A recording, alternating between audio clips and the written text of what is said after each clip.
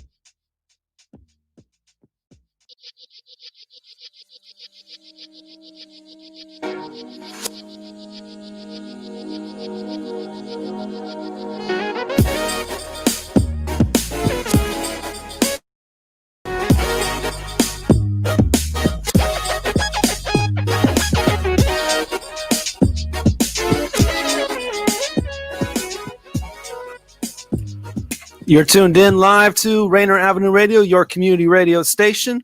You're listening to the Youth Committee short film that will be shown live and aired live over our stream as well. You're watching on YouTube, Facebook, and Twitch platforms. Feel free to comment during the show. Any questions that you have for any of our guests of any sort, we'll show them on the screen so you can get those addressed. And we'll be going live shortly. We're just having some short sound issues with our host. So as soon as our host comes on, Rick Dupree, we will start this program in full and have him interview the makers of this special film going on. We'll be live until 4, of course. We'll also show the film in full. And make sure you tune in tomorrow for the 39th annual Martin Luther King Jr. Day celebration rally and march. We'll start our broadcast at 10:30. The rally will start at 11, and the march will start at noon. And we'll cover it live for you all for the whole thing. Follow the crowd and all that right here on your community radio station, Rainier Avenue Radio. That goes down tomorrow at 11, march at noon. The rally's at 11, and you're right started here at 10:30 right here on Rainier Avenue Radio, your community radio station. Just waiting on our host, Rick Dupree, to join us here live as he's encountering a problem or two. So stay with us here, be patient, and enjoy the show.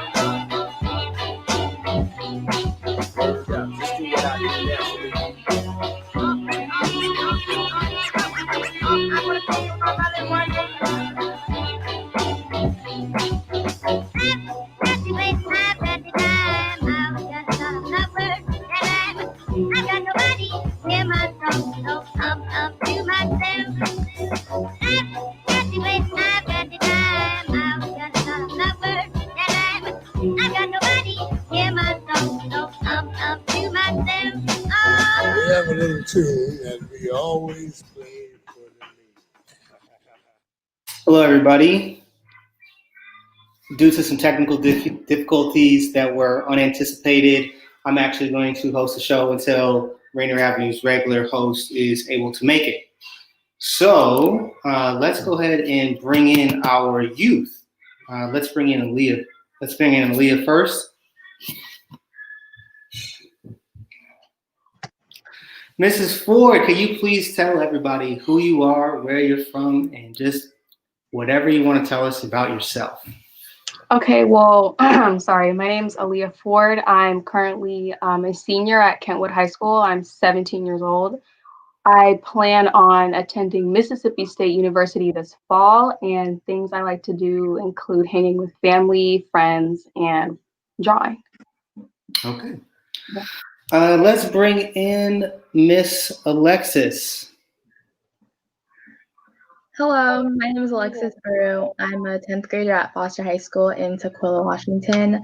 I'm a member of the NAACP Youth Council and on the advisory board for Washington Ethnic Studies Now. I love sports. My main sport is wrestling, and I love baked mac and cheese. Wrestling. We'll talk about that more later.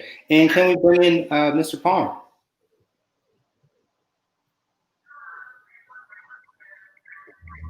Hi, my name is Jalen Palmer. I'm a junior at Central Catholic High School in Portland, Oregon. I'm interested in aviation, and I love sharing my knowledge with others. Okay, Jalen, thank you. All right, so we're going to start off with, we've heard from all of you a little bit about yourselves. If you could, before we play the video in about 15 minutes, I would like each of you to tell us what Martin Luther King Day means to you. We'll go in reverse order. So Jalen, you're going to start. Okay, so for me, it just reminds me of everything that he and all the other activists went through in order for us to get the rights that we have today. And it encourages me to step up and do the same that he did for me, but for others as well. Okay.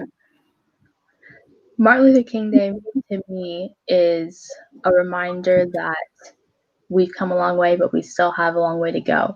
A reminder that there's so much inspiration to take from so many people. There's not one right way to do things. And a reminder for me personally to always check myself and check other people when they try to rewrite history, when they try to use Martin Luther King as a symbol of peace and, you know, kindness. And you guys shouldn't be protesting, but Martin Luther King was murdered because of protesting. And so this day, especially this year, is important for me to keep myself and those around me accountable, because exactly what Jalen said, he's done so much and I need to do more for my people like he did.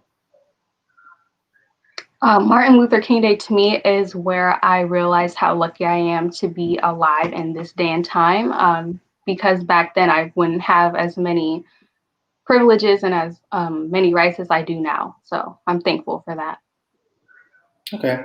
I think Lexi brings up an interesting point that I kind of want to expand on a little bit. When we talk about Martin Luther King in the historical context, at least when I was in school, they kind of compare him to Malcolm X, right? It's like, well, there's two ways to protest. You can either advocate to burn everything down, or you can ask nicely. Do you guys feel like that's an accurate representation of the kind of paradigm between those two people? Or do you think that Martin Luther King really was more revolutionary? Anybody can go first. I know it's kind of a complex question, but I'm going to go ahead and nominate Lexi because I feel like she has something to say. Yeah. You asked, do I think that's a fair comparison? Absolutely not. And I think especially in the education system, the public education system in America, there's always consistency in whitewashing history and trying to fit a narrative that, you know, works for this white supremacist culture that we live in. And we need to be fighting to acknowledge that it wasn't Martin Luther King versus Malcolm X. It wasn't just Martin Luther King. There was so many people, and it's frustrating when you learn about history, especially as Black people, when you learn about your history, the true history, and you learn you've been lied to, and you learn that there's so much more than just the simplistic version that your teachers or whatever tried to teach you. I think that it's problematic to use Martin Luther King in a way that isn't true to what he really believed. And like you said, it's not just the good way or the bad way. And so I'll leave it at that and let someone else take it over, but it's very complex. Yeah, regarding the school situation, I'm just going to keep it short and say that I don't really, well, as I've gone through school, I haven't really got an accurate representation or accurate information of what actually went on. So for me getting my history, everything like based on like my heritage, I got that outside of school. So school doesn't really play a role in that as it should be though. Yeah, same for me.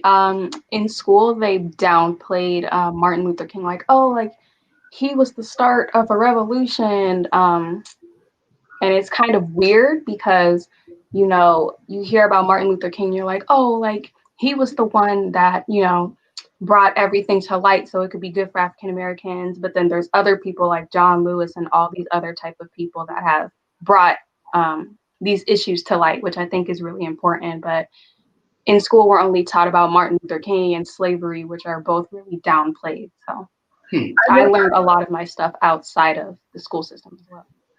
I'd like to add on to that point that Aaliyah just made about, you know, we only learn about the standard points. We only learn about Martin Luther King, Rosa Parks, slavery, like those standards. And when you don't really teach accurate representation, all of that stuff, and I can provide an anecdote that I heard the other day, all that stuff gets blended together.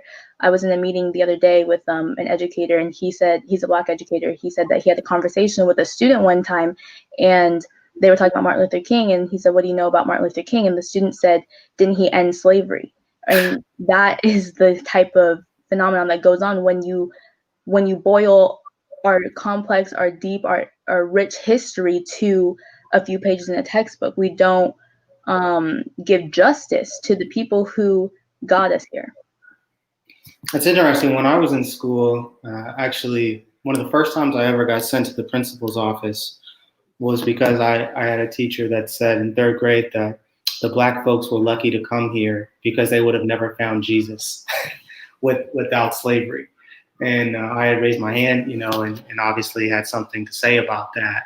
And that was the first time I got sent to the principal's office. So it's sad to me that you guys went to school essentially 20 years later and you're dealing with a lot of the same sort of ignorance surrounding African American history. So I'm going to build on something here. Aaliyah, it sounds like you're going to college soon.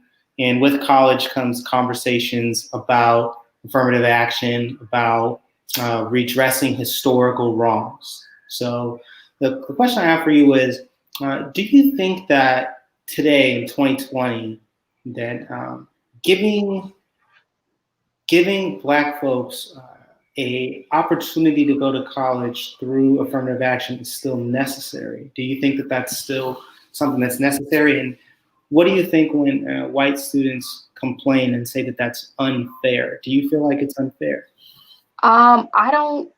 It's a really complex topic because I actually saw this video where a white male, he was around my age, and he was like, he was basically saying how it's easier for a African American or Asian person to, it's easier for them to get into Harvard than it is for him to get into Harvard because of diversity reasons and stuff like that. And I think that's completely false. It still has to do with all your stats and all your achievements and accomplishments that you've made throughout high school. So I think that it's very rude to say something like that, because it's not fair to the people who worked hard versus you, where you think you just get an automatic pass into college.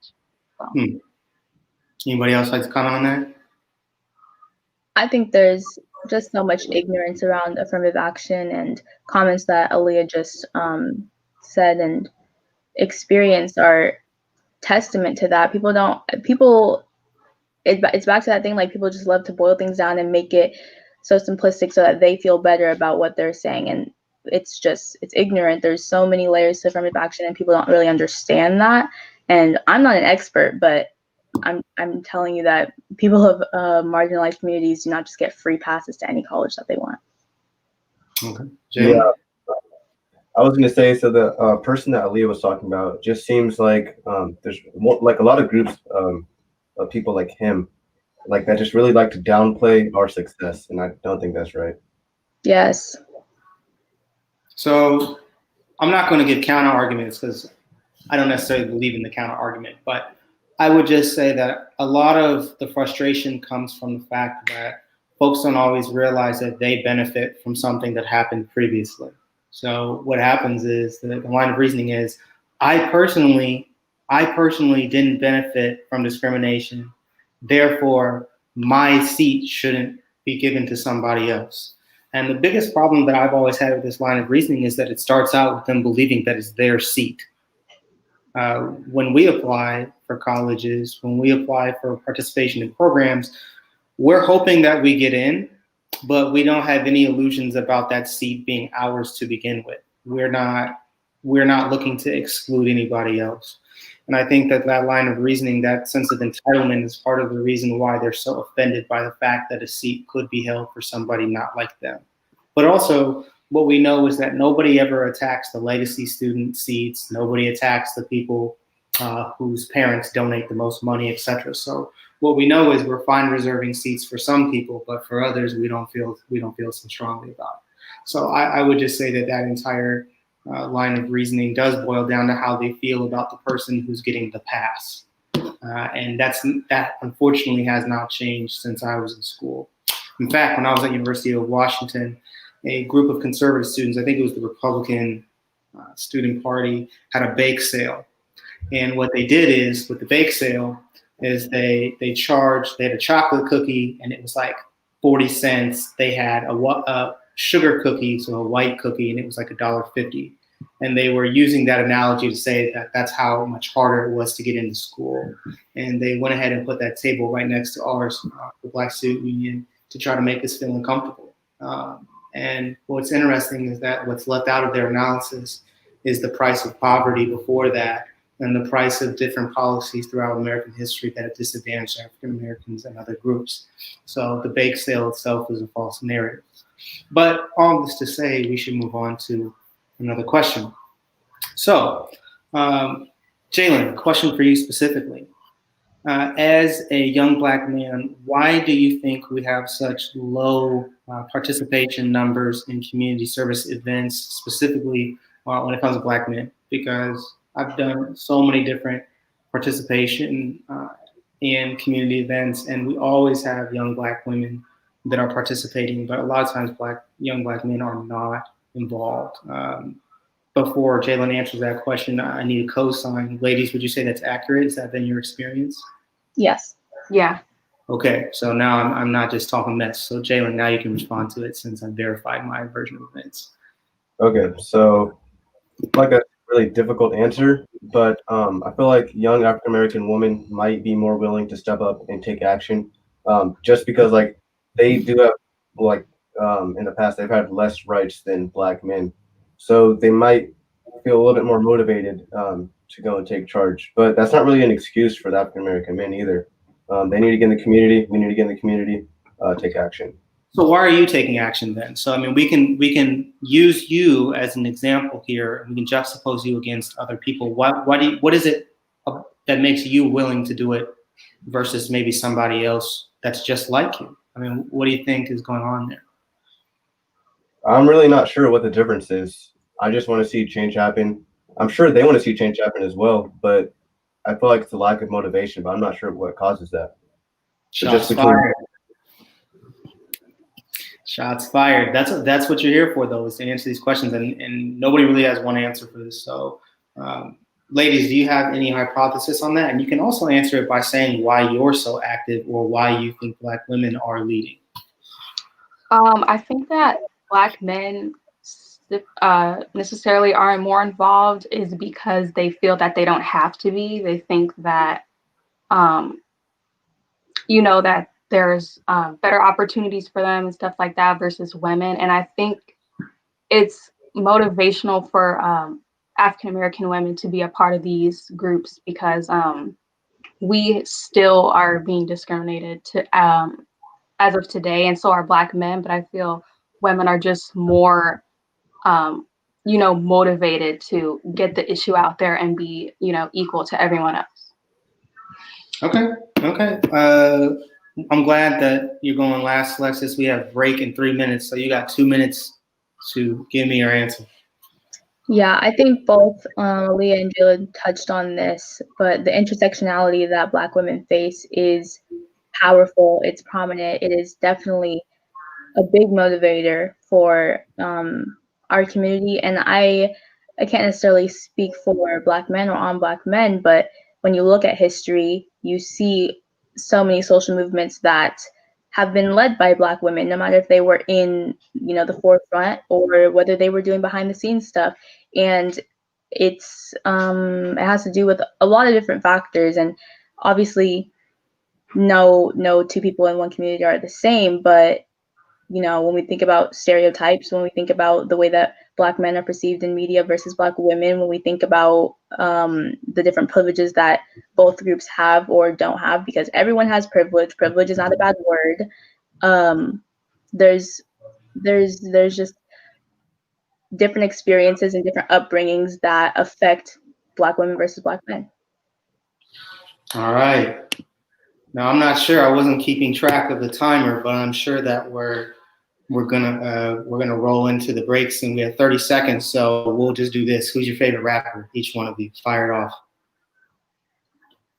Come on, someone. We got 30 seconds. Let's go. Why don't you go first? All right, Joey Badass. I like Big Sean. Okay. I like Lil Uzi Vert. Okay. I think that's going to take us back to break, but I just want to say we're going to play your video after a break, so everybody tune in. Thank you. This is Paul Pearson, host of Star Time. And when I'm not explaining to my intern exactly what R&B is, I'm listening to Rainier Avenue Radio.world. This is the news on Rainier Avenue Radio. The U.S. Department of Education's Office of Civil Rights is investigating Seattle Public Schools, stating in a letter to Superintendent Denise Juneau that it had heard, quote-unquote, disturbing reports of how the district handled special education during the pandemic. The letter cites concerns that some students with disabilities went without specialized instruction, and some teachers weren't allowed to provide it. Quote, according to one local news report last spring, the district told its special education teachers, quote, not to deliver specially designed instruction and disallowed them from adapting lessons to each child's needs, officials wrote. When schools resumed in the fall, many students with disabilities hadn't had meaningful interactions with an educator in months, the Seattle Times reports. Keep an eye out for developments with this story. And that's your news on Rainier Avenue Radio. The 39th Annual MLK Day 2021 celebration. Good trouble, necessary trouble. Tune into Rainier Avenue Radio for complete live the MLK Day Youth Event, Sunday, January 17th from 2 to 4. The MLK Day Celebration Youth Committee presents a short film of high school age students sharing about their activism and world. Good trouble, necessary trouble. Rally and march. Broadcast live on Rainier Avenue Radio. Rally starts at 11. The march begins at noon. We'll be following the entire month. Seattle's legendary 39th Annual March and Rally. Celebrate the legacy of Dr. Martin Luther King Jr. Rally at 11, march at noon. Live on Rainier Avenue Radio.org. Watch on Facebook, YouTube, or Twitch. Listen and watch on the Rainier Avenue Radio app. Or go to www.rainieravenueradio.world. Sunday nights from 9 p.m. to 11 p.m. Pacific Standard Time. It's K-Fox Night Beat with DJ Nastiness. Bringing back the memories. Bringing back the memories. Bringing Seattle's hottest music. Bringing Seattle's hottest music. Rainier Avenue Radio.world. You're listening to Rainier Avenue Radio.world.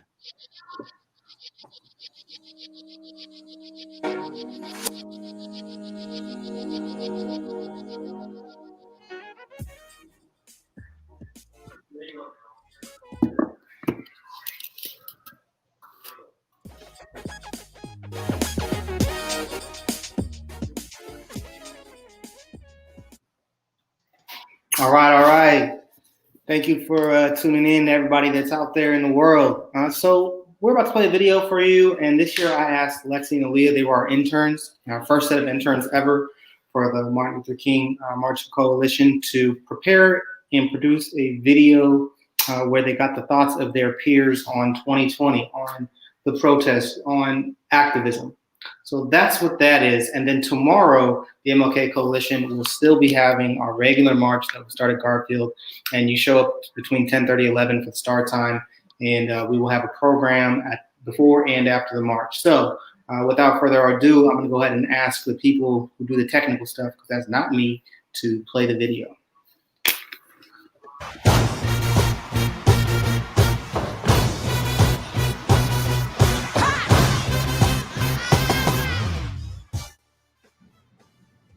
Good morning. My name is Bobby Alexander. Sorry, my bow tie is messing up. Anyways, typically I am the Martin Luther King March Celebration program chair. This year I am the program chair as well as the vice chair and also the supervisor of our youth event, which is the subject of this video.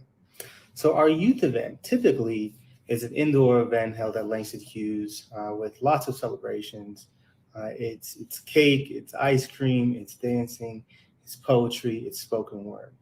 And by no means are we going to be able to execute that this year or replace it in any kind of way. So the committee and I were forced to think about new ways to execute a youth event.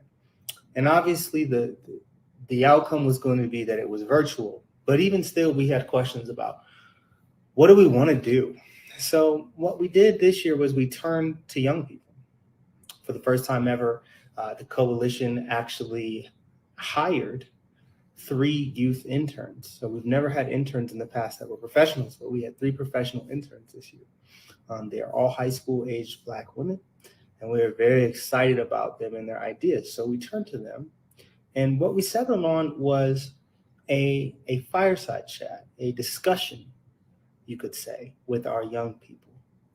And it's interesting because when we talk about public policy in this country, or when we talk about anything that affects our community, but also larger communities out there in the world, the conversation is always about really large groups, whether it's Black people, white people, Asian people, rich people, poor people.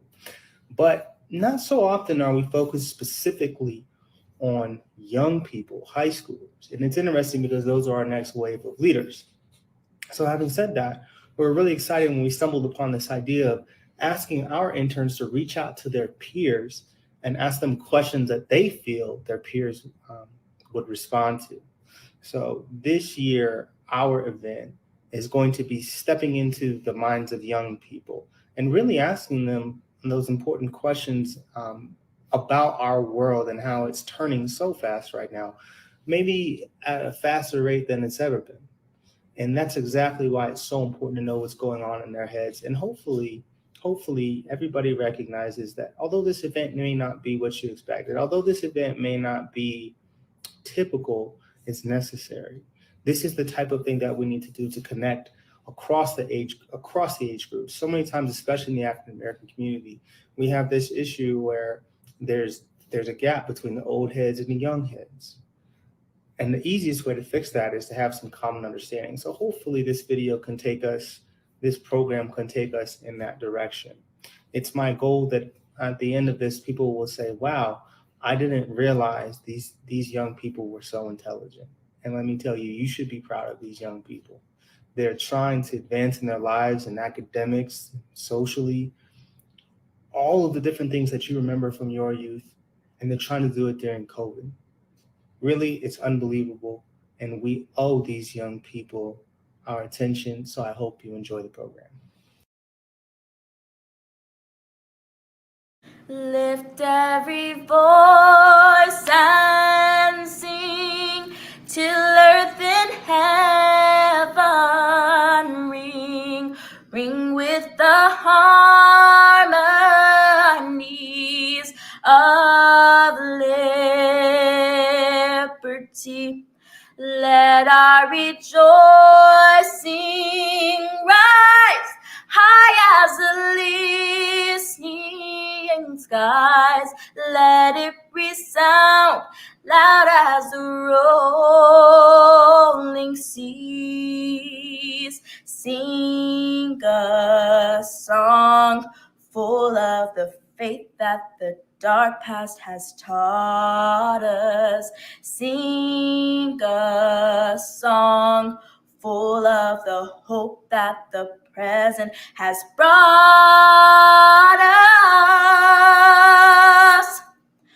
Facing the rising sun of our new days begun, let us march on to victory is won.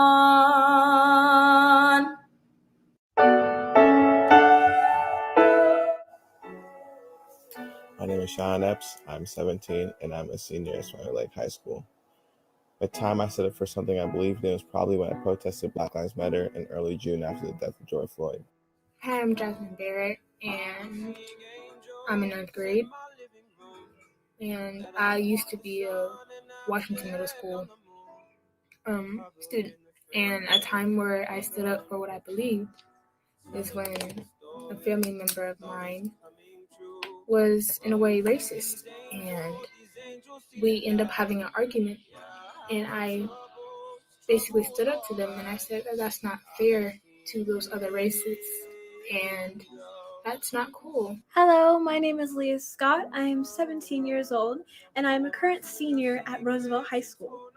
In addition to that, I am a Running Start student at North Seattle College.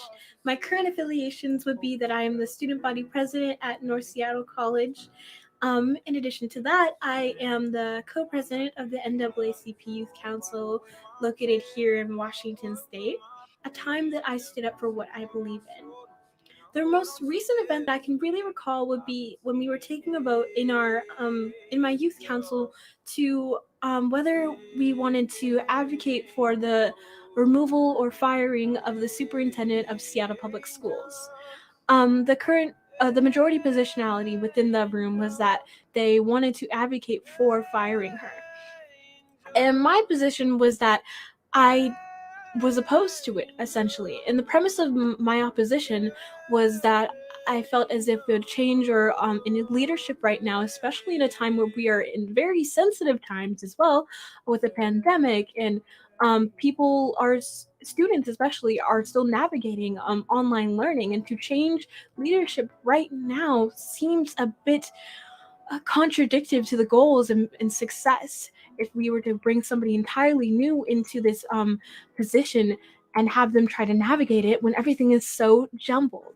So that was my one point, to that it would essentially destabilize the district. And my second thing that I had really observed was that the justification for firing that superintendent wasn't really all there. The reasoning wasn't really solid as I would like it to be. And I saw this and I was like, I don't know about this, guys. And so when we were having a vote about it, majority of people, actually everyone else, had voted yes, and I was the only one who had voted no.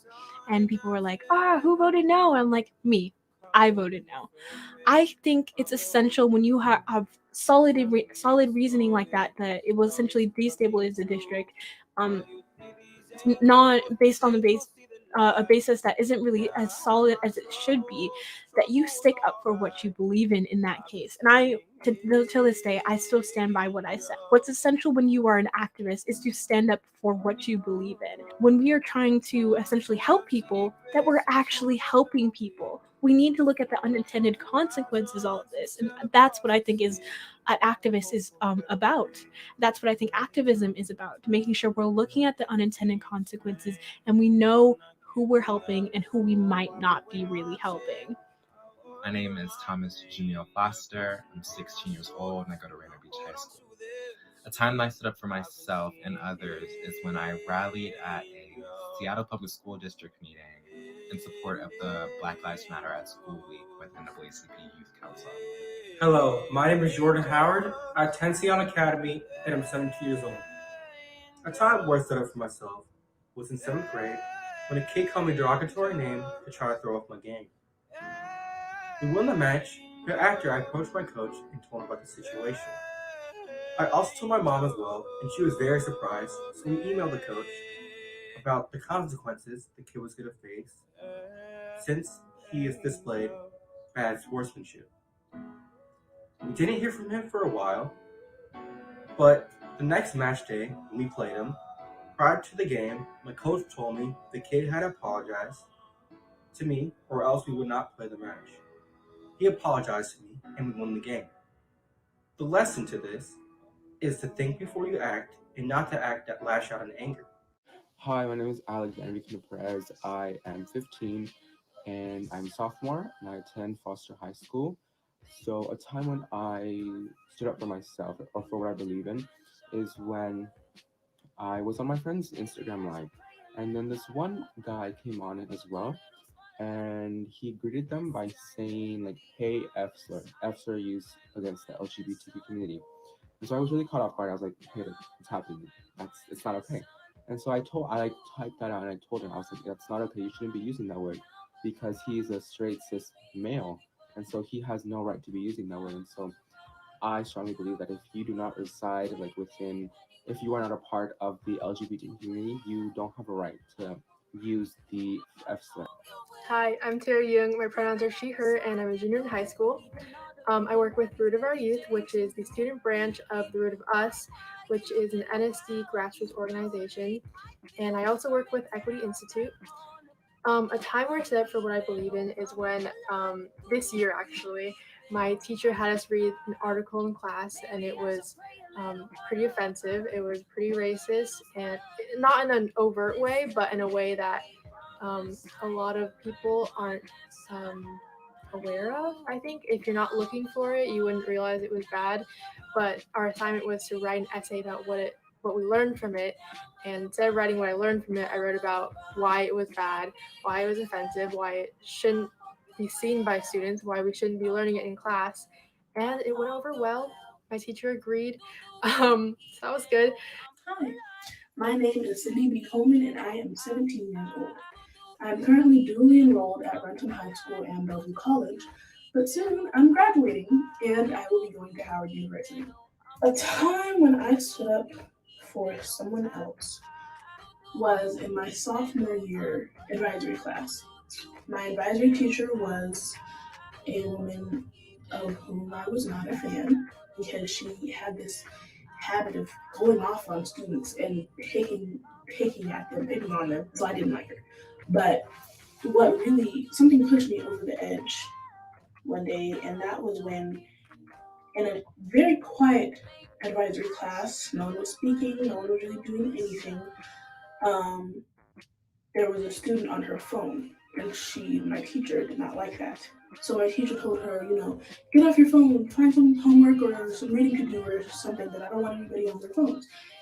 And the student was just like, whatever, like that. And she didn't listen. So after telling her to get off of her phone a couple more times, she proceeded to say, you need to get off your phone and do some reading or do some homework. That's why you have such and such F's and C's in your report card. That's why all your grades are bad. Like, in front of the whole class. And I was like, that's not okay.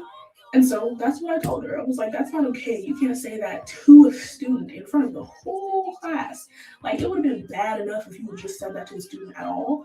But in front of the whole class, really? That's like crazy. She just completely went off on me and just lost her mind at the fact that I had the nerve to speak up. And I was like, you are not going to deter me. Like, you're not about to change my mind. You're not going to make me sit down. You're not going to stop me from continuing to speak up. Like, if you want to have this back and forth, I'll have it with you. And I'll have it right in front of everybody like you tried to go after that girl in front of everybody. So we go back and forth like that for a second. And then she's like, get out, call the office and call your mom. And I was like, girl, call her. Like, in fact, I'll call her. So I go outside and I call my mother. And I'm like, here's what happened. I'm like so angry. I was so mad. My mom was just like, okay, calm down. You have done all you can do for the situation. Now you need to just shake it off, go to class, and I will handle the rest. So that's what I did. And later on, the teacher did call my mom, except my mom was like, you shouldn't have talked to that student that way. You shouldn't have talked to my daughter that way. Like, the point is, that teacher was wrong. I told her that. My mom told her that. And she never did anything that out of pocket again. That was a time that I stood up for someone else. My name is Jalen Palmer. I'm 17 years old. I'm a junior at Central Catholic High School. A time that I wish I would have stood up for myself was during my freshman year of high school, when a fellow classmate of mine who was a white student came up to me in biology class and he touched my hair. I didn't address the issue right on the spot. I wish I would have, to establish boundaries and to let him know that that was disrespectful of what he did, coming up touching my hair without permission. Hello, my name is Aaliyah Ford. I'm 17 years old. I'm currently a senior at Kentwood High School, and my current affiliation is that I'm an intern, a part of the MLK Coalition Project. A time where I stood up for what I believed in was when I was in high school. I had a history class, and my history teacher was very set on the thought that groups like Black Lives Matter, groups like that were not a positive thing for the Black community, and that we should just stop giving them attention and funding them. And I personally disagreed with him, and I said, well, why would you think this? Black Lives Matter has done a lot for the people, especially this year. And I feel like Black Lives Matter is a positive thing that has happened to the Black community in a long time, because after so many years of this institutionalized racism and systemic racism, I feel like there is a positive impact now that we have such a huge group, involved with Black Lives Matter. A lot of people of color outside of the Black community have been showing huge support to this group, and I think it's very important that we acknowledge that. And I told him, and I said, personally, I disagree, and I just think that we should just think of this as a positive reaction, because we have done so much for the Black community and the Black youth.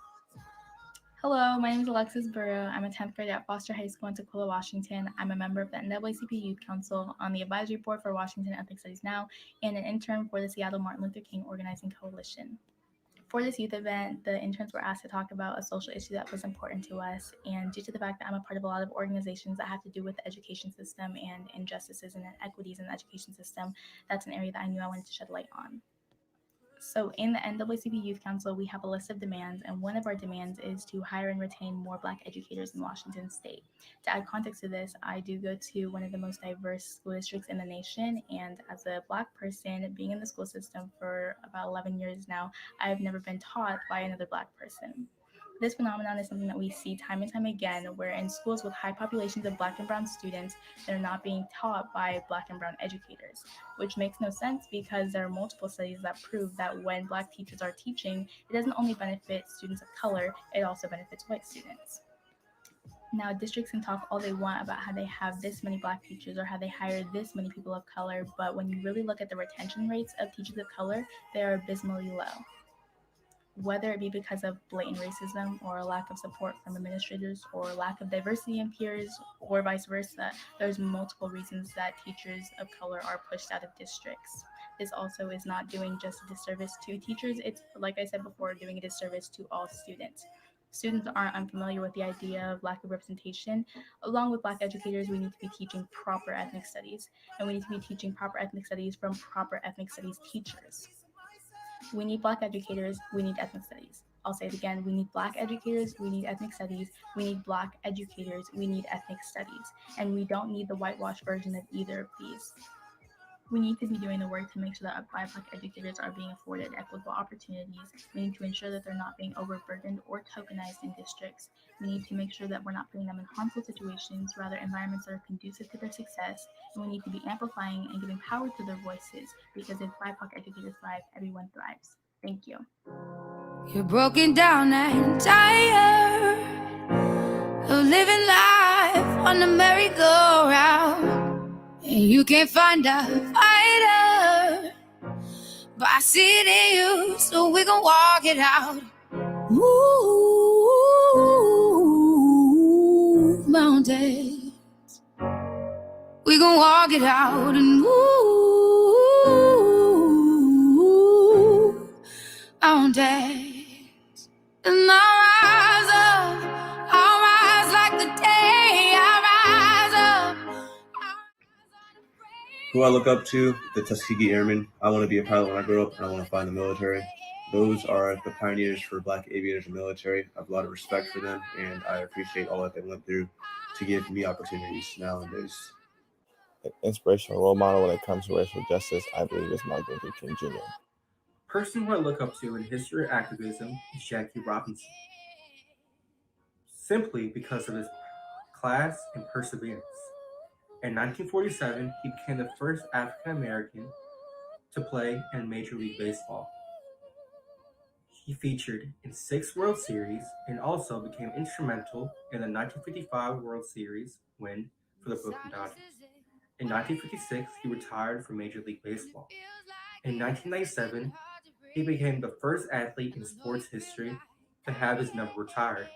And only on Jackie Robinson Day, on April 15th, every baseball player must wear his number 42, which he's the first athlete to receive this honor. After retiring, he became very active into the civil rights movement and opened the Freedom National Bank in Harlem.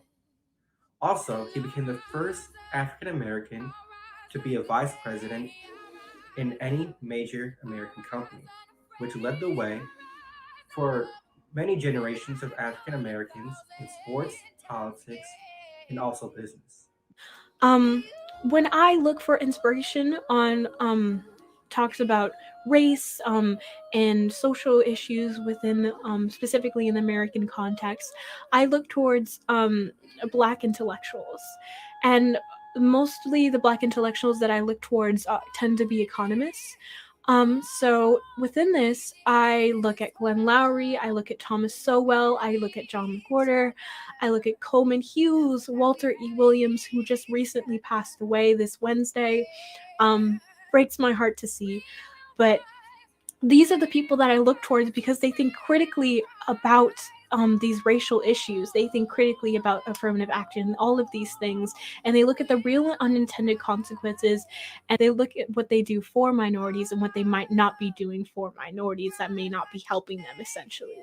My goal as an activist, and I would rather to call myself a reformist in that type of sense, I am for helping marginalized groups within America as what my stance is, my main belief. And I like to think about things critically to make sure that we're actually helping people.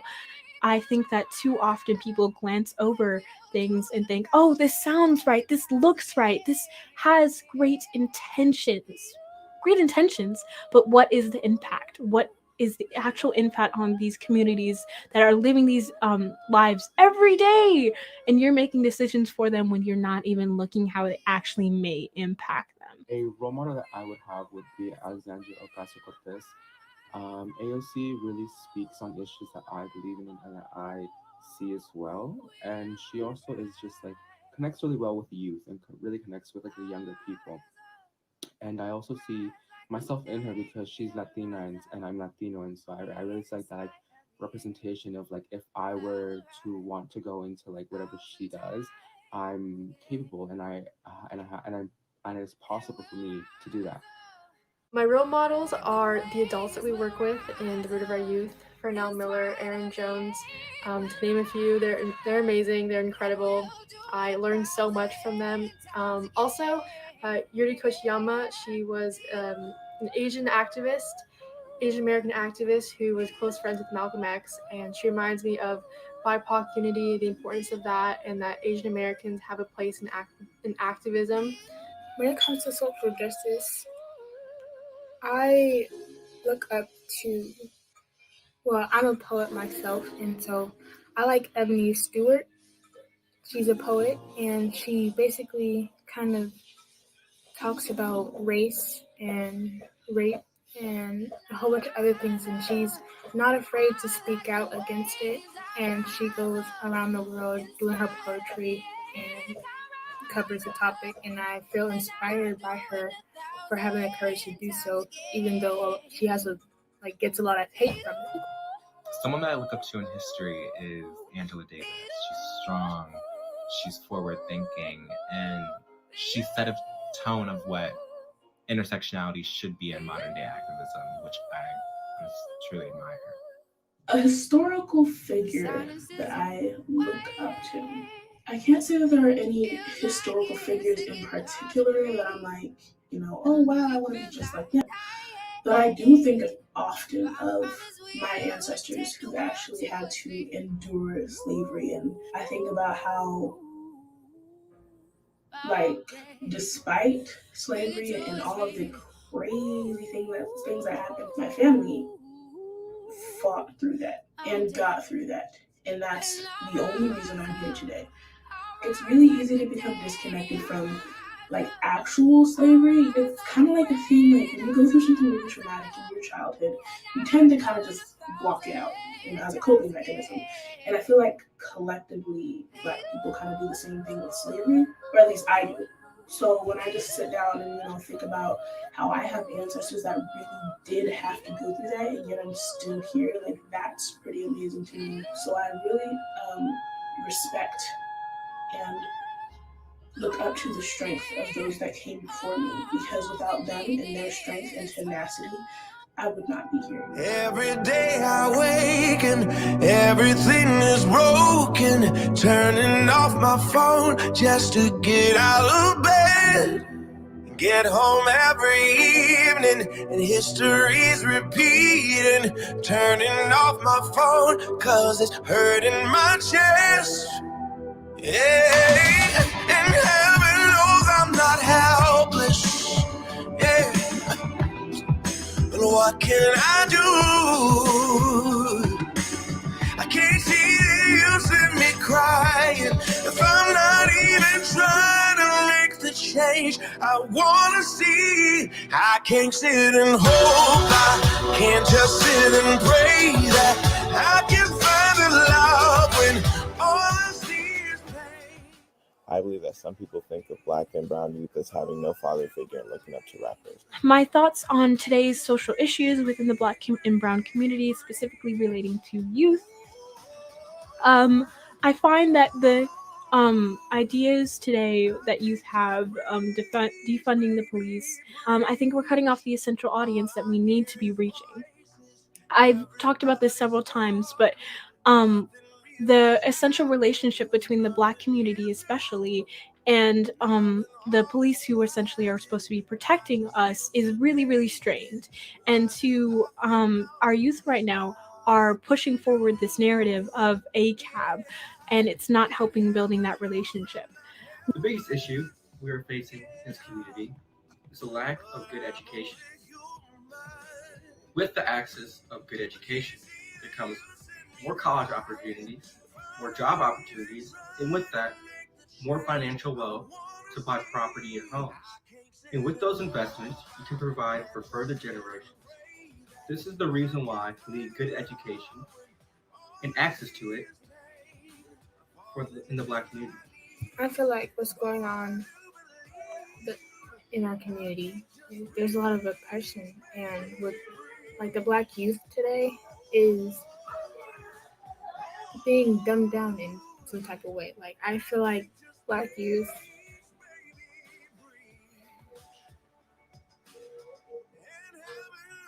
there's not exactly a lot of acceptance.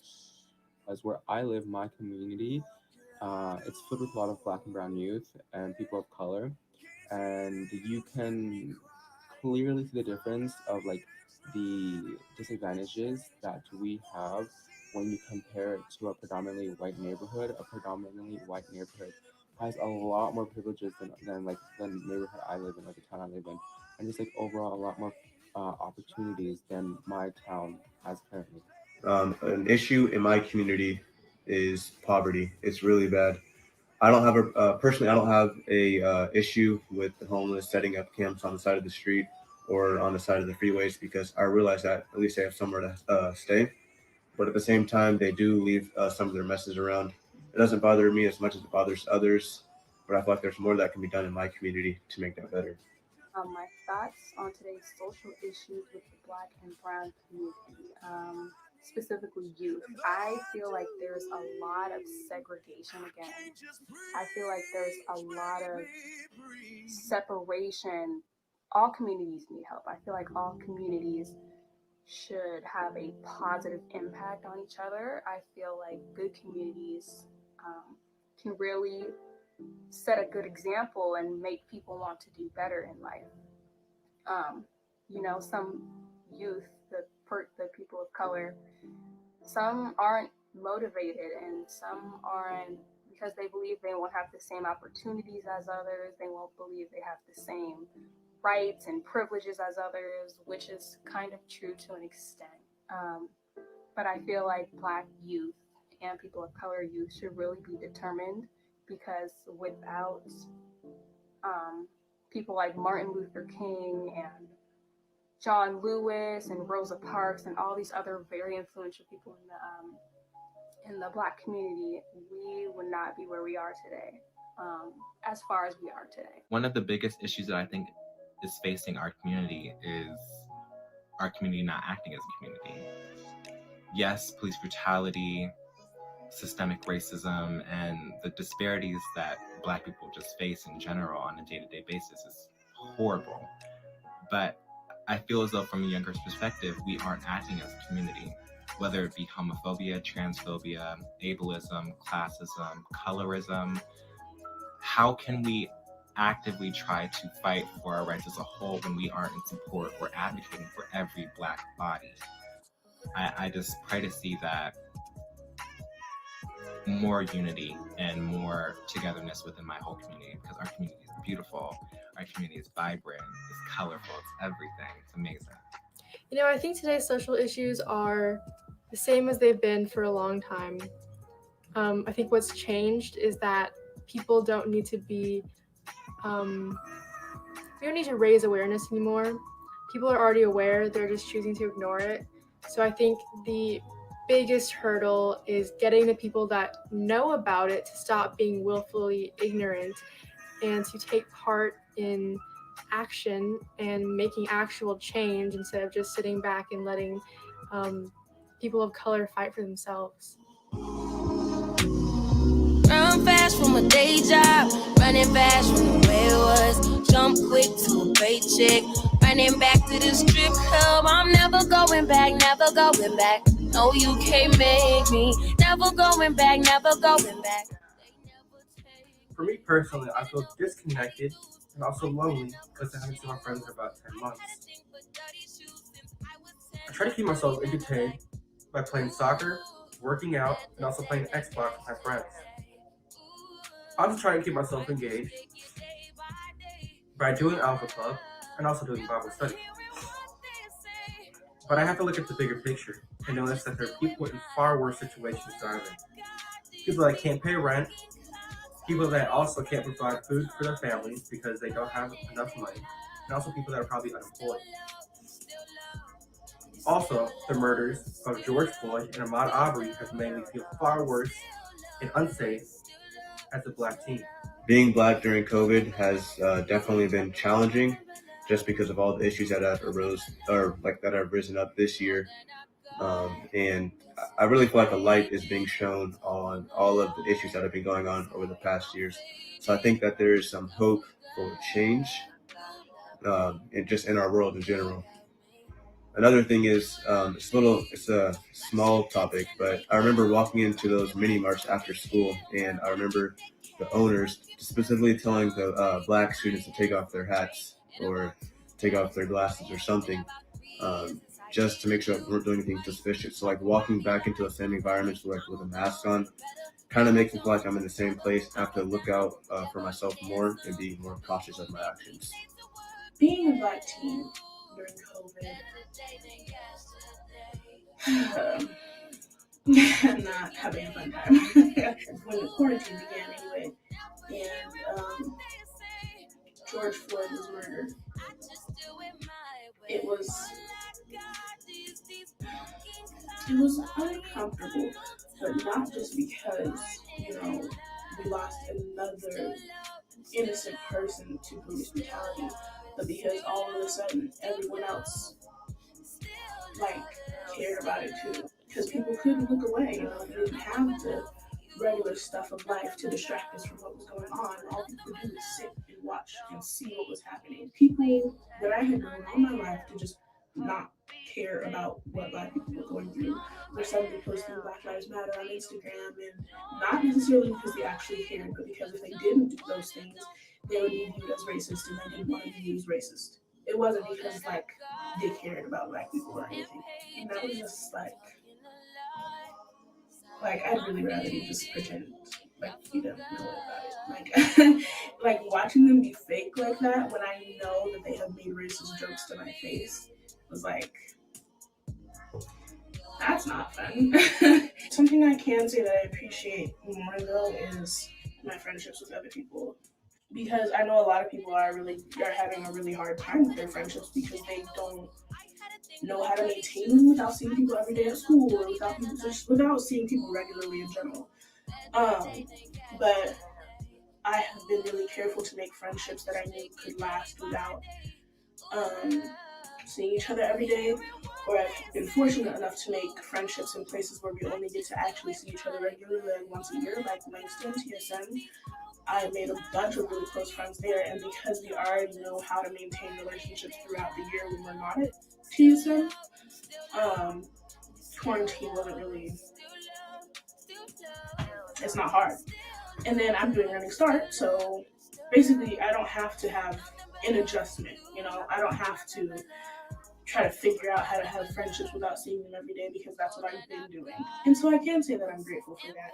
It's things that aren't particularly like fortunate or fun to experience that I'm grateful for because now it wasn't a shock when quarantine came along, So yeah, it's hard out here for a Black teen, but we're making it.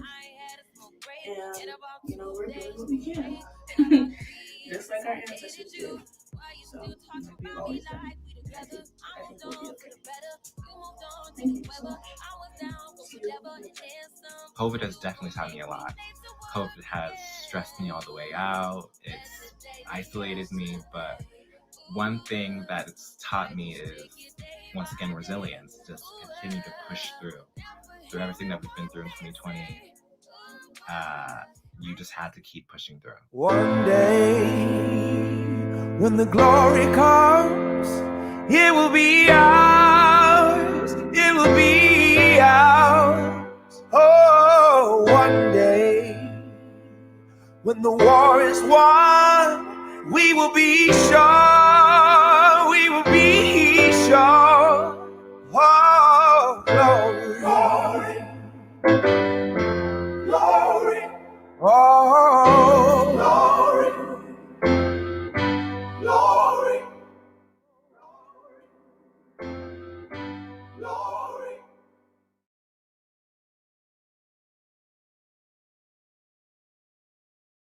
Hands to the heavens, no man, no. I believe being in good trouble means breaking a rule or law for a cause, such as protesting in a prohibited area. What does get into good trouble mean to me?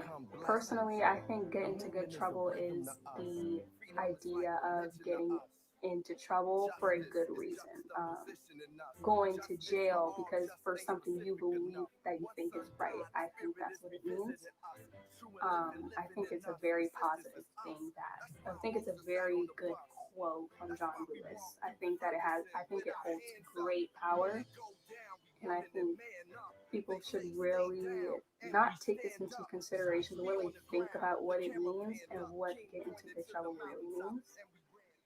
For me, get in good trouble means to really, speak or like amplify whatever you believe in.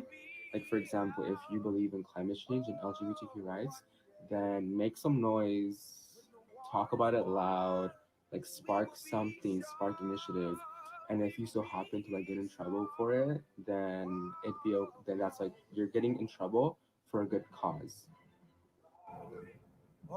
Good trouble. I love good trouble. I love hot takes. I like just putting my voice out there, seeing who hears it, seeing who responds to it. I think it means that sometimes politeness isn't the way to move through the world and make change. Sometimes you have to be loud, you have to take up space, you have to be assertive. Meetings with admin members, you can't be quiet, you have to be direct and assertive.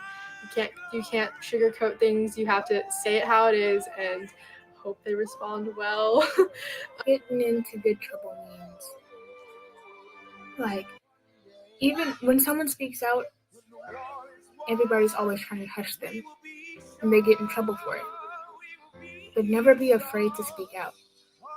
Use your voice in a good way. Use it to empower people to, like, have a revolution, and that might be what he was defining.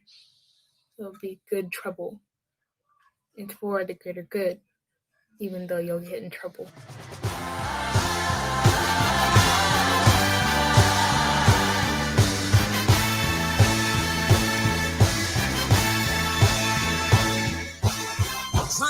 Trying to rain on the thunder. Tell a storm I know. I'm a walk, I'm a march on the regular. Painted white flags blue. Lord forgive me, I've been running blind in truth. I'm a rain on this bitter love. Tell a sweet I'm new. Ooh, I'm telling these tears going fall away, fall away. Oh, may the last one burn into flames. Freedom, freedom, I can't move. Freedom, cut me loose, yeah. Freedom, freedom, where are you? 'Cause I need freedom too. I break chains about myself. Won't let my freedom run in hell. Hey, I'ma keep on running 'cause the winner don't quit on themselves. No! What you want from me? Is it true? You see I'm from again.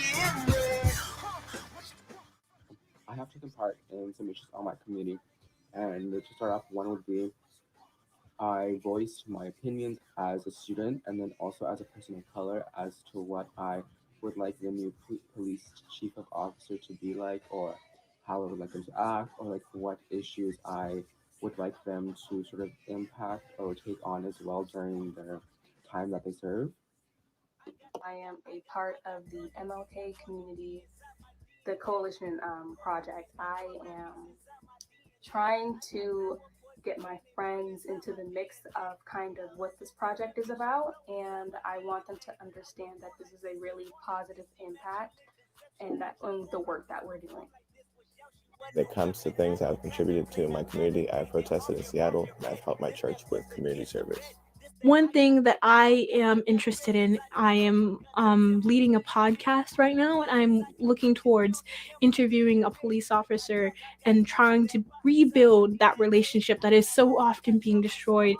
Overall, what I would say for this, and I think it's really important as an activist in your community, or if you call yourself a reformist like I do, that you really think critically about your ideas and you really think through things, because you are having the opportunity to change lives for better or for worse. So you need to be able to do your research and make the connections and build the knowledge and skill set to actually help people. Well, the Root of Our Youth, generally, we have put on 2 rallies with some other organizations this summer, and they were pretty successful, I think.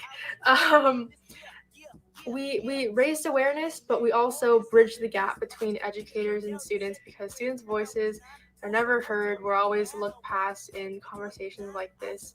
So having that relationship between educators and students was really important to us. We're hosting teach-ins with Equity Institute every 2 months. So please join us. We also have a podcast called The Lunch Table, a podcast by the Root of Our Youth. It's on Spotify, Apple Music, all the other streaming services. I don't know all of them, but they're there. We're really just trying to amplify the student voice in all those spaces that are usually teachers, if not white men. So, yeah.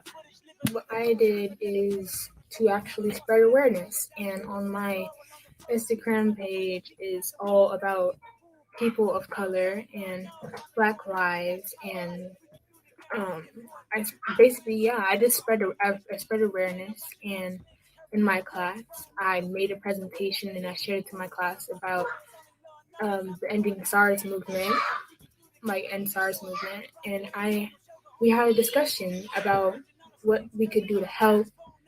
How does it make us feel? And in some type of way, they actually understood. Even though we were all different races, they actually understood and they wanted to help, and they felt like that was not good. It was bad. And they wanted more, and they were sick and tired of the same situation being played over and over and over in the news. And that's when everybody's minds started clicking.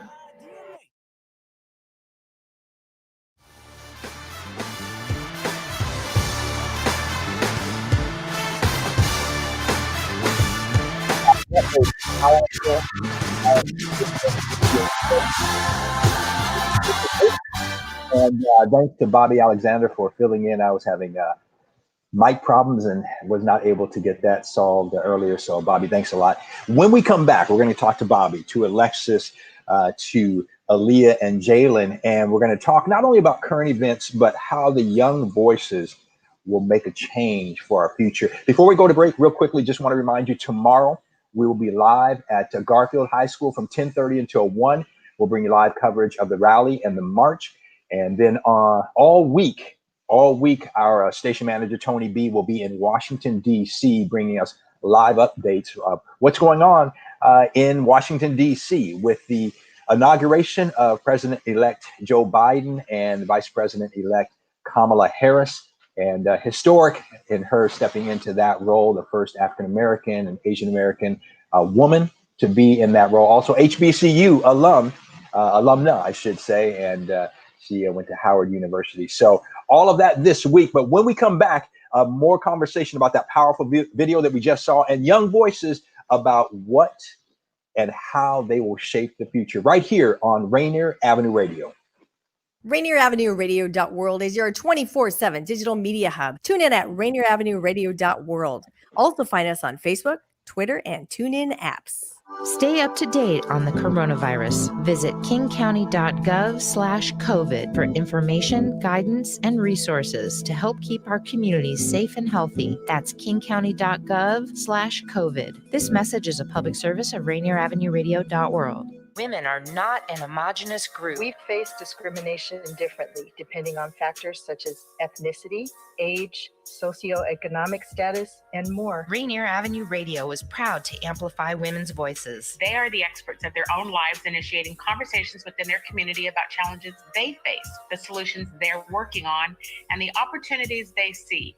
Please join us this Sunday from 2 to 5 for Women's Voices on Air. We know our challenges. We are the experts of our lives. We are master multitaskers, prioritizing our family, friends, and our faith above our own needs. Our needs and voices are too often overlooked. Please join us this Sunday from 2 to 5 p.m. for Women's Voices on Air. We tell our stories in our own way.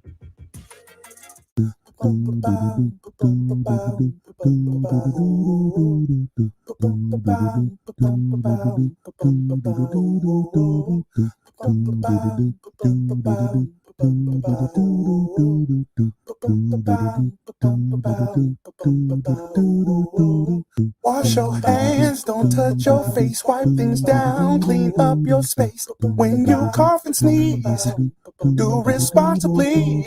If you feel you're getting ill, isolate at home and chill. No, you're not alone.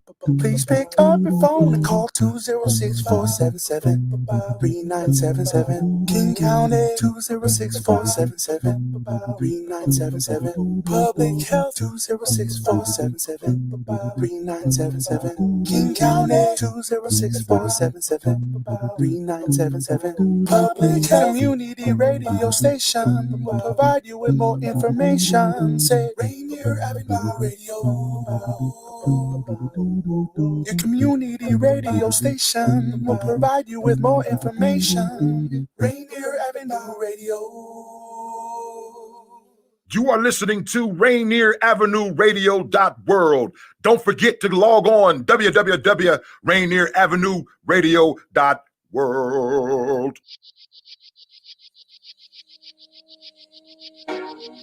Welcome back. I am Rick Dupree, your host, and you are listening to Rainier Avenue Radio, and a great partnership we have with the Seattle Martin Luther King Jr. Organizing Coalition, and hope you are enjoying our special focus today on the youth and their voices. I want to bring all the guests back in, and we're just going to have a conversation here the remainder of our time, and really get kind of their perspective. Bobby, I want to say thank you, man, for a great job of filling in with me.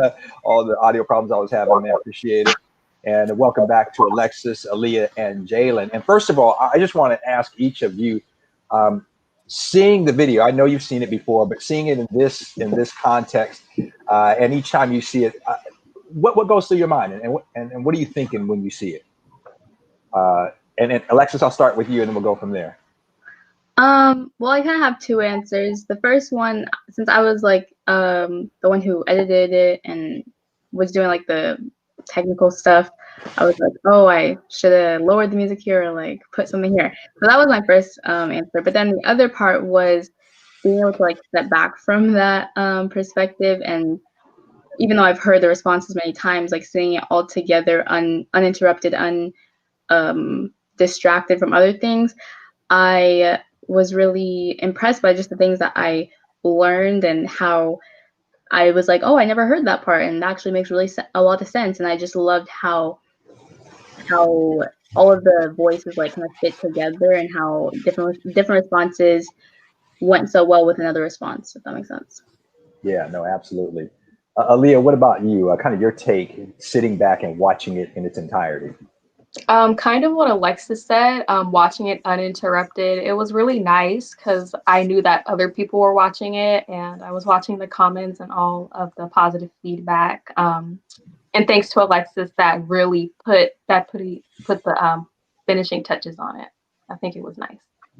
Yeah, and congratulations to both of you. And Bobby, I'm gonna throw it to you, then I want to hear Jalen his comments about seeing that. But for both Alexis and Aaliyah, you guys being the coalition, hired them, brought them on, and they have really represented the youth. And I would assume have certainly made you guys proud of the coalition and kind of what you want to do in getting that youth voice out.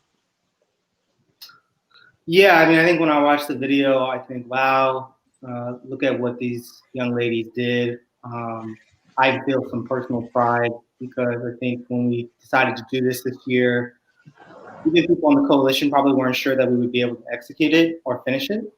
And I think we did more than just put something out there to be consumed. I think we put something out there that we should be proud of. So I was definitely sort of validating myself watching it, feeling personal pride.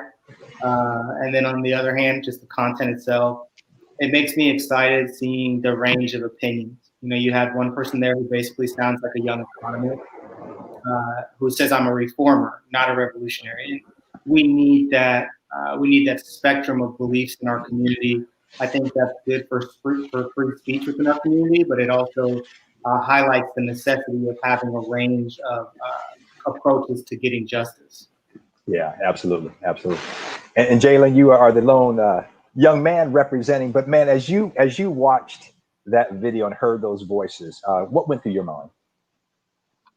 Well, I learned a lot, and also learned that all of these activists in the past, what their impact is on young people of color today. That was really strong with me because everybody could relate to their own group or their own person that represented something in the past that we still need to represent today. So that was important. Yeah, no doubt. Appreciate it. Well, what we want to do is have a little bit of a conversation. There's been a lot going on, obviously, this year, pandemic aside, and most notably and most current, almost 2 weeks ago now, the attack on the Capitol in Washington, D.C. And I would love to get your guys' take. How did you perceive that? When that happened, what was going through your mind? What do you think caused it? So I'd love to just have a conversation, because one of the things I think is important, and Bobby and I, we talked about this a little bit, we got to get the youth voice out there. And last night we had for those of you listening and watching, we had a production meeting, but one of the things we said is that the youth voice, and as you look at big movements, major movements in our history have been started by young people. And so as adults, we need to sometimes sit back, shut up, and listen to the young folks. So with that said, I'd love to get your guys' perspective, just as to what you took in, what was going through your mind when you saw the attack on Washington, D.C., and what do you think some of the causes of that were? Personally, I was scared because I was thinking, well, when Joe Biden eventually becomes president, is this what is going to happen all 4 years of his presidency? And I was really just thinking about the future, mainly because nobody wants this. And I think it was an act of just stupidity. at this point. I feel like there was nothing accomplished. If anything, I feel it made things worse. Yeah. Jalen, Alexis, go ahead, Alexis. I agree with the sentiment of thinking, of the future. And in the moment, like on January 6th, it was very overwhelming, the different emotions I experienced throughout the whole day. At first was confusion and shock and then anger and unsurprised, but also like kind of surprised. And it was just a lot for a long time, and it still is. And then when you think about the fact that this is not going to be a sole incident, this is going to have a domino effect in some way, whatever that way is. And like Aaliyah said, no one wants to see that, but that's the reality that we're living in. And she said stupidity. Absolutely, it was stupidity. It was ignorance. It was hate. There was hypocrisy. Hypocrisy is just an understatement, but it's just overwhelming for me. Jalen, what about you? When I saw it, okay, yeah. So when I saw it, it really just let me know how scared they were. That something was going to be taken away from them. The presidential office is going to be taken away, and they had to do whatever they could to get their point across. But I was really surprised that they went on national TV in front of the cameras, boasting about everything that they did, and I guess they felt like they had the privilege to think that nothing was going to happen to them afterwards, which is ridiculous. Entitlement runs rampant, and common sense is not common. Yeah, and I said, wow, and Bobby, I want to hear it from you, but Jalen, you talked about that privilege, and the privilege that you can do what you want to do with no consequences. Yeah. Jalen and I are related, full transparency, and I know how he was raised because I was raised the same way. So my first thought was the audacity. You think that you can march on the White House lawn? Nobody that looks like me, even me with being this light skin, nobody even my complexion thinks they can walk on the White House lawn and survive that. So one, the audacity, and then secondly, we've had 46 transitions now of power, and we are now 45 for 46 on bloodless transition. So, the ironic nature of saying make America great again, but then committing essentially the first insurrection on a transition of power day is pretty embarrassing. And I thought that it made us look like not a first world country, but a place where we can't handle elections and we don't know how to transition from one leader to the next. It's embarrassing. Yeah, good point. I want each of you. As I sat there, and again, I go back to Jalen. You talked about privilege, but Bobby, you make a great point. If those would have been a majority of people with brown skin, how different would that have turned out?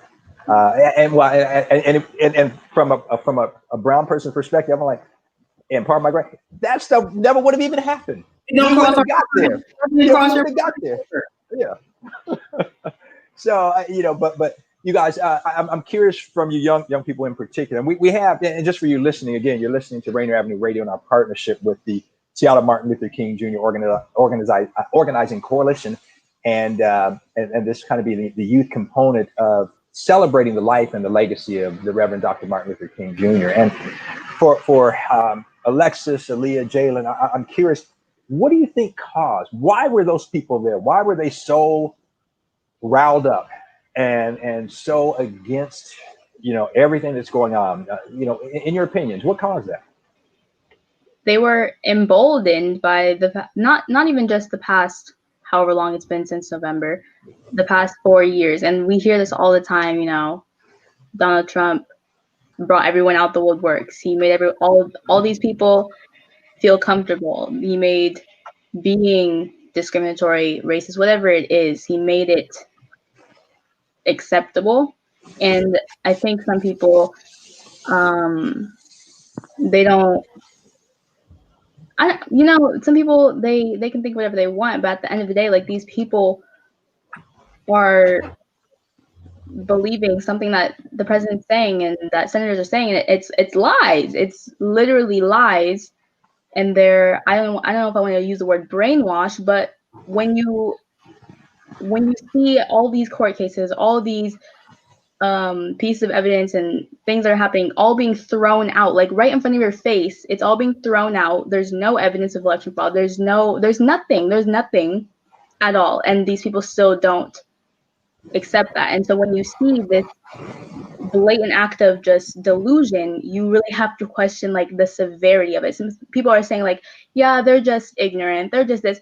They're brainwashed. And I think that it's being taken too lightly. When we see these comparisons to people, like this was a domestic terrorist act, the act of domestic terrorism, and people aren't treating that as severely as they would a foreign terrorism act. Like it's deep. It's deep. They're brainwashed and delusional over this because people in high power are doing that to them. I definitely agree with Alexis. Just on the fact of brainwashing and delusion, people are gonna follow it's like a game of follow the leader at this point. You see all these accusations thrown just in your face, like Alexis said, and they're just not doing anything about it. But had it been someone like Barack Obama, he would have been out of office in the blink of an eye. It's just hypocrisy, personally, I believe. Okay, so when I was thinking of an answer to this question, immediately the word brainwash came to mind. I feel like these people think they're there for a good reason, but they've just been persuaded by like other people in higher positions. It really doesn't make any sense. And I think we also need to be paying just as much attention to, the people who are on the Capitol as the people who are being sheltered from the Capitol, who were being evacuated out of the Capitol. Those people, Republicans who were saying for time and time again, election fraud this, election fraud that. Then all of a sudden, when all those people that you're riling up, you're saying there's election fraud, you need to stop this, all this stuff. Then when they follow your lead, I don't support this. Violence is never the answer. You started it. So we cannot let these people, even when they were objecting before the attack, and then once some people rescinded their objections, no, you're not out of the clear. You're just as guilty before as you are now. And I think that was the part that really angered me. At least one of the parts was that it's normalized to let politicians play the politician game. And that's just it. This is not a game. This is real life. It's too much. I don't even have words. It's just too much. Yeah, you bring up good points. I mean, we're seeing party over what's right, party over country, and that's scary. We got a couple of questions I want to get to. People have typed in some questions. I'm going to get to those in a moment. But I think you all bring up some really, really strong points. And when you look at propaganda and how people, they continue to send a message and people will then believe it. And like you said, regardless of whether it's true or not. And I mean, at the root of it, it's a deception. And people are deceived into believing something that they want to believe.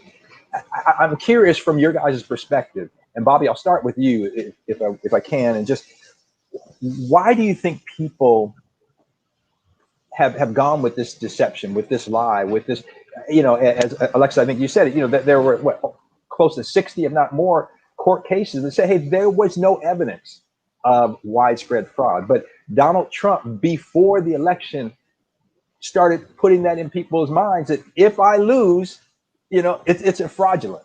And the question I have is, okay, how can, now you have a ballot, and on the ticket, and the top of the ticket is the presidential vote.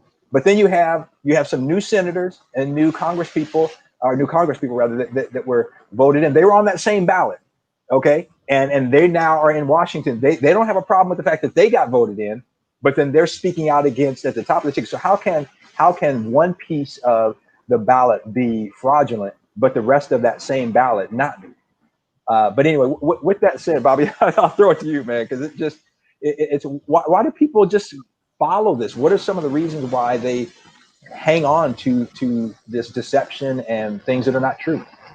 I think bias has a really large impact on people's analysis, right? So if you want something to be true, you will support your own conspiracy theory with facts that are, loosely related. So if somebody says one ballot machine in one state was off, then it supports the argument that all the ballot machines in all the states could have also been off. And so now we're, quote unquote, off to the races on election fraud because one machine in one district was off. Now, that has nothing to do with whether the fact that's actually factually true. It's just the mere possibility. And again, you combine that with the bias and now information. So I do think a lot of it is the bias. And I do think that it comes down to almost like team membership. So people will see a flaw in one sports team and they'll say, well, they're trash. But if it's their team, they can always find a way to redeem the things that they believe in. So that's probably how I would respond to that question. And then it kind of builds off of your last question as far as, what's starting with. I think a lot of people during the Obama years felt like they lost their first grade level of citizenship. So, African Americans have lived second grade citizenship for a long time. And white people, whether they actually were living it or not, they felt victimized by the fact that in some ways, Black people felt like first level citizenship at the time. And the election of Biden for a lot of people is virtue signaling that our country is willing to go back to treating African Americans as first grade citizens again. And I think that some people are offended by that. So if you were so offended by Obama, the mere notion of returning to Obama years is something that you're willing to fight because as people turned out for that 2020 election with the intention of getting their country back. So that's how I would answer that question.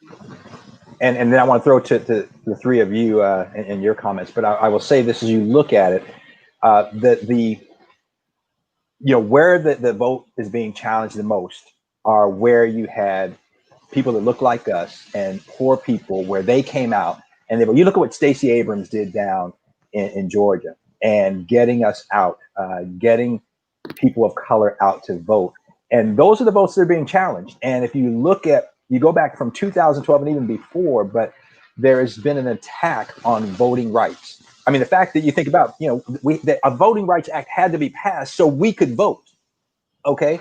And if you go back to the history of the Electoral College and what have you, we have been left out. And now that our voice, and Bobby, I think you hit the nail on the head, of fear of that if we have a voice, if others have a voice, you will lose your power. And America has to come to grips with its roots, its history. And people oftentimes, say, well, we don't want to talk about slavery and what have you. Well, you know what? It's 2021 and the effects of slavery are still alive and well in America. And until we have these conversations and address these things and change policies, it's going to continue. And people need to understand that there's a big enough piece of pie out there that we can all thrive. And what gets me is that there's such partisanship going on, that this partisan conflict. And at the end of the day, we are Americans. We have to be working together.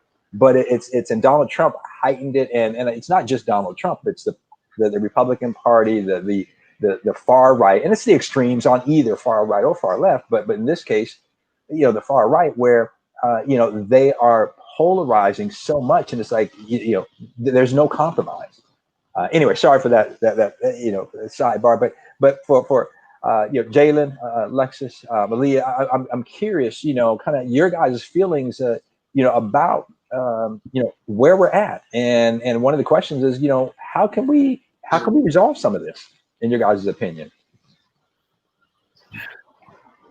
Okay, so regarding the voter fraud situation, I believe that they're trying to find anything that will help them support their own personal reality. That's it for me. I think we just need to have common ground with each other, honestly, because I feel like we're getting nowhere in points of like politics and stuff like that. So when you were talking earlier, Rick, about everything, and you mentioned how there's a big enough piece of pie for everyone to, have a shared power, whatever. Power is not a pie. Power is not a pie. Power to me does not mean less power for you, vice versa. And so that's the part that people aren't really understanding. And as far as what can we do, or how do we move forward from this place, we saw in this last election, we saw it in the Georgia runoff, voting mattered. And the federal elections, that is pretty daunting to some people. But when it comes to local elections, that is where you're going to make change. No doubt about it, 100%. And a lot of people I see in the chat too are saying like, politics is this, politics is that. I don't want to get involved in it. And it's very much a mess. And yes, it is a mess. But it's not one of those systems where you cannot fix it from within, because we need to be within. If you're not at the table, you're on the menu. And so there need to be more people who care about, humanity to get into politics. And you need to be voting in those local elections especially. And I don't like the idea of we need to communicate, we need to talk. Okay, we could talk all day long. But when we have these extreme sides doing what they're doing, communication becomes null and void. And I learned this the other day.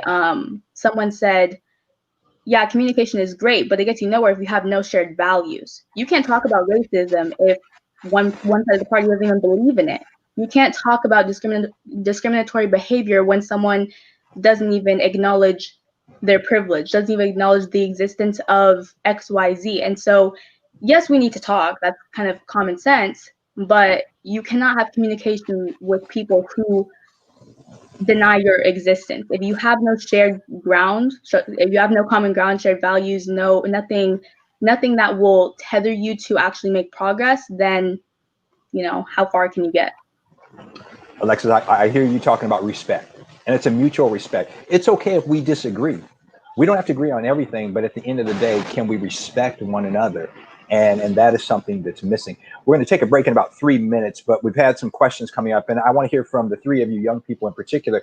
And the question being, how can the older generations, the older people, support you and support the movement? I should say support a movement that will bring us together. I feel like senior folks have really just kind of set the path, and I think it's the youth. I think it's the youth way to just kind of follow through with that path and just kind of creating this common ground, like Alexis and I said earlier.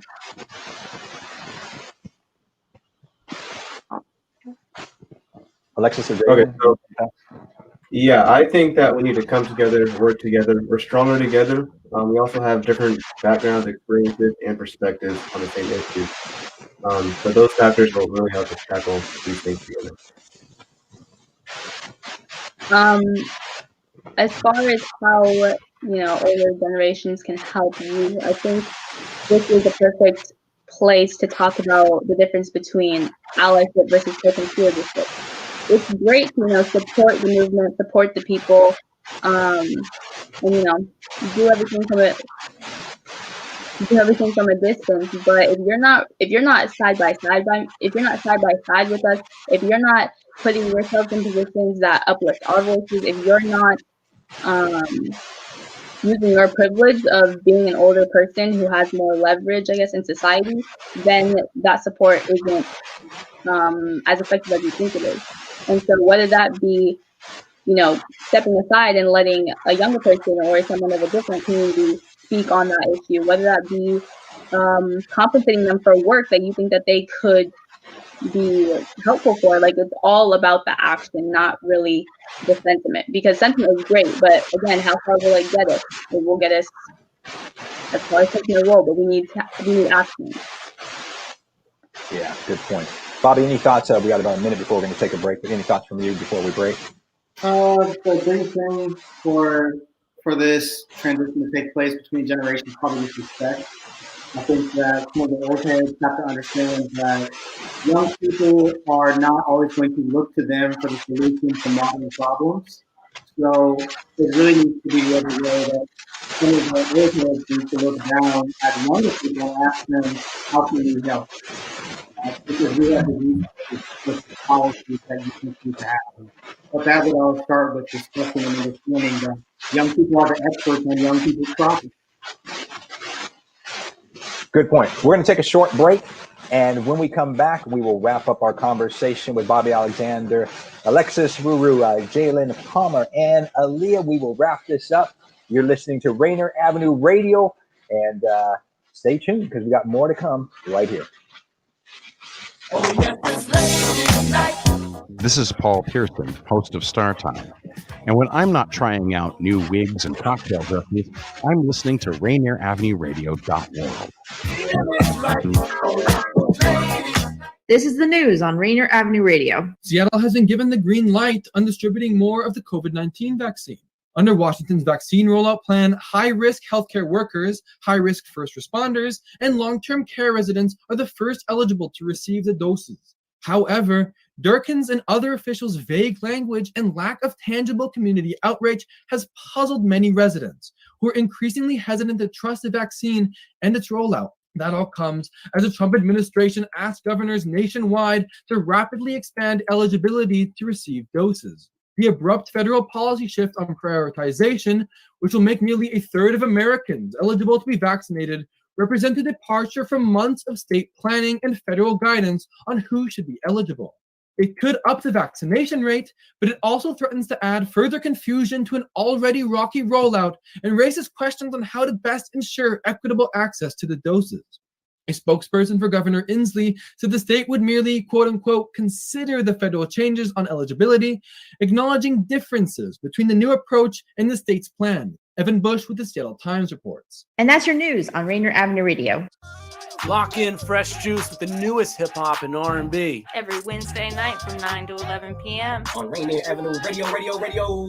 You know we got the dopest artists rocking with us every single week. It's myself, D Money, Taylor Hart, and Pint Size Patron. This is Fresh Juice every Wednesday. It's Trilltopia.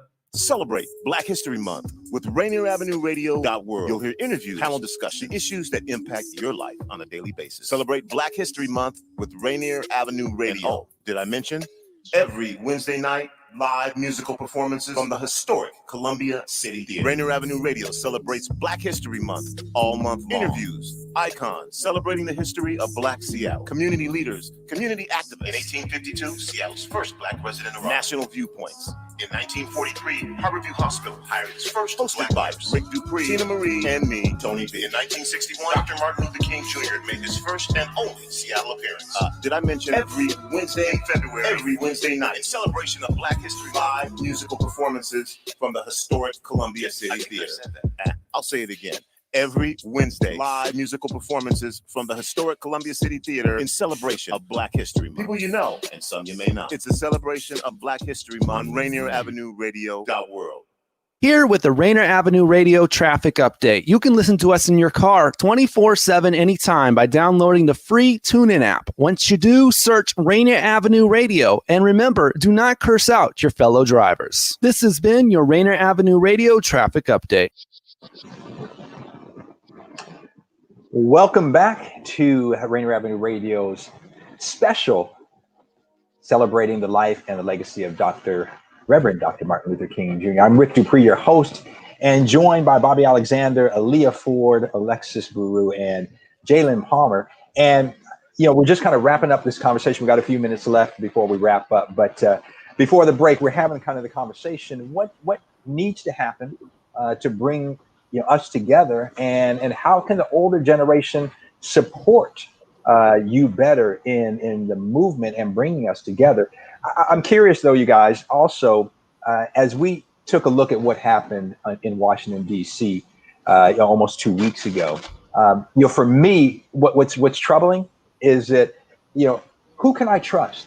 We have politicians, we have law enforcement, individuals that clearly have racist viewpoints, and who can I trust? And I don't know how you guys feel as young people, but I'm wondering, who can I trust? It's nothing different, but a lot of people feel emboldened that they can go and do whatever they need to do. And again, like we talked about earlier, like all of you, I felt like, man, if those people would have looked like me, it would have been a far, far different outcome. And all of you before the break talked about this. I guess this is where I want to get your feedback and more conversation. You talked about accountability. There has to be accountability. People need to understand that this is not normal. This is not okay. And that our democracy is being attacked. But I'm curious to hear from your guys' standpoint, how do we heighten that level of accountability and again, come together? Well, I did see that a couple of the people that were rioting, I guess, on the Capitol lawn, they were, I think as far as 100 people were arrested. And while that's good that they were arrested for obviously terrorizing the Capitol, I feel that that's not going to do anything. I feel that people are still going to do what they want. You know, just because of the privilege that they have. I feel like they're like, oh, this is no big deal. We're just going to get up and do it again. So what if we get arrested? Because there's always going to be people like us that are going to be willing to do stuff like that. I think in this last presidency, or this last administration, there's been this weird, what is the word, idolization of our president. And I think that that type of culture, that mindset of, oh, I voted for this person, so I love this person, I support this person no matter what they do, and I'm gonna buy their merch and do all this stuff that really wasn't that common. Like, I don't know, I haven't been alive that long, but I know that, you know, having your house decorated with a campaign slogan of a president, not really typical. Anyway, so as far as political figures go, we need to stop thinking it's an all or nothing deal. Just because you vote for that person does not mean you shouldn't be critical of them. It means the exact opposite. You should be very critical of them. You should be very vocal about what you expect from them. And when they don't provide that, that's not something that you should let slide just because you don't want to seem like you're against them, or just because of whatever culture we've curated this past 4 years and maybe beyond. And when you mentioned that these people came from political backgrounds and similar professions, well, when that came out on the news, I wasn't really surprised because it was kind of the same thing with the KKK. The only difference is that these people weren't wearing masks and the KKK were. So I don't really see how this is going to like create a dramatic change. I think we also need to acknowledge the fact that a lot of times people have that perspective of like, yeah, these are just extremists, and I could never be like these people. These people were police officers. They were in the military. They are educated. They're not just ignorant people from, you know, rural wherever. And so when you talk about who can I trust, I think that every single day. You can only trust the people who show you trustworthy actions. And until they prove that, not to say that you should be hypercritical of every person that you come across, but I think too often we give passes like, yeah, they would never be, they're not racist, they're not this. Maybe they're not, but what has shown you that? And if you're not being proactive in your non-racist ness, if you're not anti-racist, then being not racist is not enough. So yes, people can be not racist, but that's not enough anymore. We need to be doing more. And once you see that they're doing more, that's when you can trust them. And that's when it becomes an issue of keeping yourself and your close circle around you accountable, not just politicians or not just people that you see on the news like, oh, that bad person. No, it's the people right next to you that you need to be questioning. And it's hard. It's hard to have those conversations. It's hard to call out people who are close to you and who you admire, respect, look up to. But if we were all to get on that type of wavelength of making sure that you're keeping your close circle accountable, it'll be that much easier to keep the higher ups accountable. Like, so you hit the nail on the head in terms of just number one, accountability. But it is such a situation where we can't just allow this stuff to happen. And it's not good enough, like you said, to say, well, okay, I'm going to be complicit and not say anything. No, you have to be anti-racist. And if you're wondering, okay, well, how do I do that? Well, you need to educate yourself on the impacts of racism, educate yourself on the impacts of sexism and all the things that have happened. And don't look to Black people to educate you. I'm tired of educating people. Do some education, some study on yourself, do some research on your own. But I think that is, like you hit the nail on the head, people have to become anti-racist, and you have to have those hard conversations to hold people accountable. We've got a couple of minutes left, and I want to ask each of you a question. You can go maybe 30 seconds because we only got about two minutes left. What are you hopeful for? Are you hopeful? And if so, what are you hopeful for? I'm hopeful for my future. I hope that my kids and all my relatives that are my age. I hope that we don't have to go through stuff like this when we're older. I'm hopeful for the up and coming generation of politicians, lawyers, doctors. We saw the uprising in voting just last year, and once my generation, I'm 16, once we're able to vote, that's just as much more people who will add to the momentum and who can add to this fight.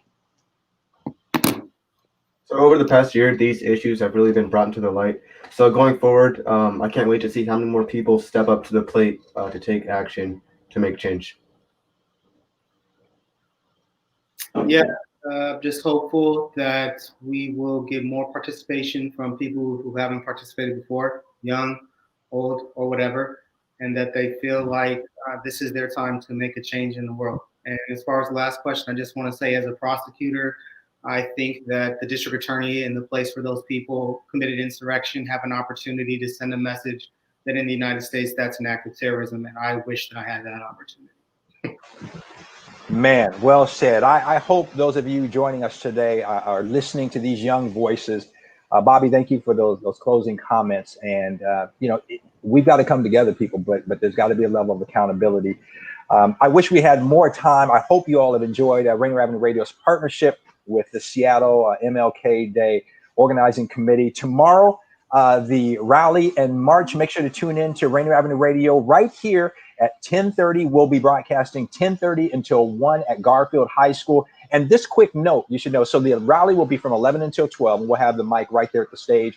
And then the march starts at noon. If you are marching, make sure and go to the website. You can go to SeattleMLKCoalition.org. And just remember, if you are out there marching, you need to wear a mask. You have to have facial covering that covers your mouth and your nose. And make sure that you may want to have some type of face shield as well. And bring plenty of hand sanitizer, a lot of other things. You can go to the website. But we just appreciate our partnership with the coalition and all of you young people. Great job. And your voices are being heard. And you just did a tremendous job in sharing all of your thoughts. We appreciate you. And until tomorrow, I'm Rick Dupree for Rainier Avenue Radio. Thanks to Daniel B. Thanks to all of our guests. And we will visit with you tomorrow as we continue our coverage and our celebration of the life and legacy of the Reverend Dr. Martin Luther King Jr. right here on Rainier Avenue Radio.